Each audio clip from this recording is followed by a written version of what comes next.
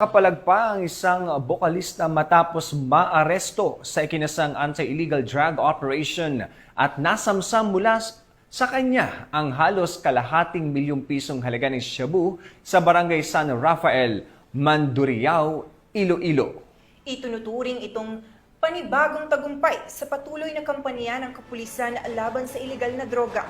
Pinatutunayan ito na walang pinipili ang batas, maging kilalang personalidad o ordinaryong mamamayan. Ang lahat ay pananagutin kundi lalabag sa batas. Nakibalita dyan si Patrolwoman Julibel Alvior. Hindi na naging isang bukalista ng maresto sa ikinasang anti-illegal drug operation ng mga operatiba sa barangay San Rafael, Mandurriao, Iloilo City. Bandang alas 12:40 ng madaling araw nito lamang ika-31 ng Hulyo taong kasalukuyan. Kinilalang suspect na si Elias Monique, 31 taong gulang at residente ng barangay Bacao, Mandurriao, Iloilo.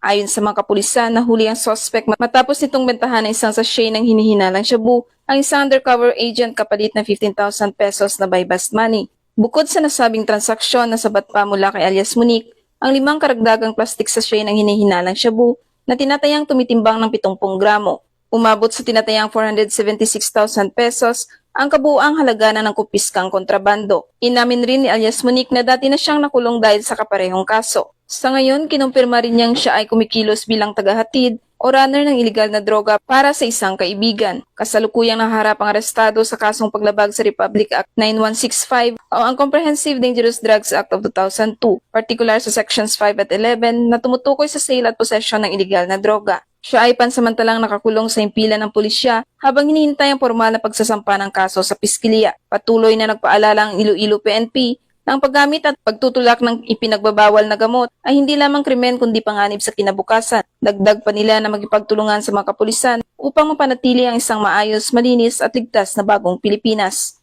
Mula dito sa Western Visayas, ako ang inyong Police News Network Correspondent, Patrolwoman Julibel Alvior, alagad ng batas, tagataguyod ng balitang pulis. Maraming salamat, Patrolwoman Alvior. Naaresto ng mga otoridad ang tinaguriang top 4 most wanted person